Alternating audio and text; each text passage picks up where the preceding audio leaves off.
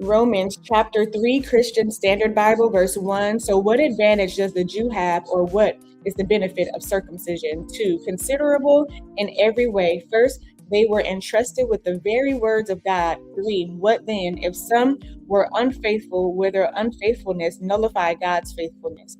4. Absolutely not. Let God be true, even though everyone is a liar, as it is written, that you may be justified in your words and triumph when you judge. 5. But if your unrighteousness highlights God's righteousness, what are we to say? I am using a human argument. Is God unrighteous to inflict wrath? 6. Absolutely not. Otherwise, how will God judge the world?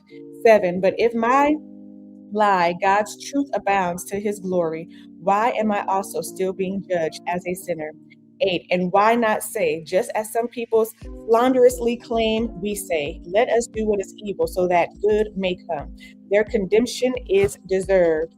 9. What then? Are we any better off? Not at all, for we have already charged that both Jews and Gentiles are all under sin. 10. As it is written, there is no one righteous, not even one. 11. There is no one who understands. There is no one who seeks God. 12. All have turned away. All alike have become worthless. There is no one who does what is good, not even one. 13. Their throat is an open grave, and they deceive with their tongues. Viper's venom is under their lips. 14. Their mouth is full of cursing and bitterness.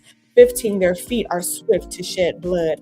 16. Ruin and wickedness are in their paths. 17. In the path of peace they have not known. 18. There is no fear of God before their eyes. 19. Now we know that whatever the law says, it speaks to those who are subject to the law, so that every mouth may be shut and the whole world may become subject to God's judgment. 20. For no one will be justified in his sight by the works of the law, because the knowledge of sin comes through the law. 21. But now, apart from the law, the righteousness of God has been revealed, attested by the law and the prophets.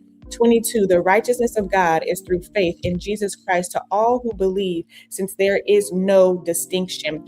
23. For all have sinned and fall short of the glory of God. 24. They are justified freely by his grace through the redemption that is in Christ Jesus.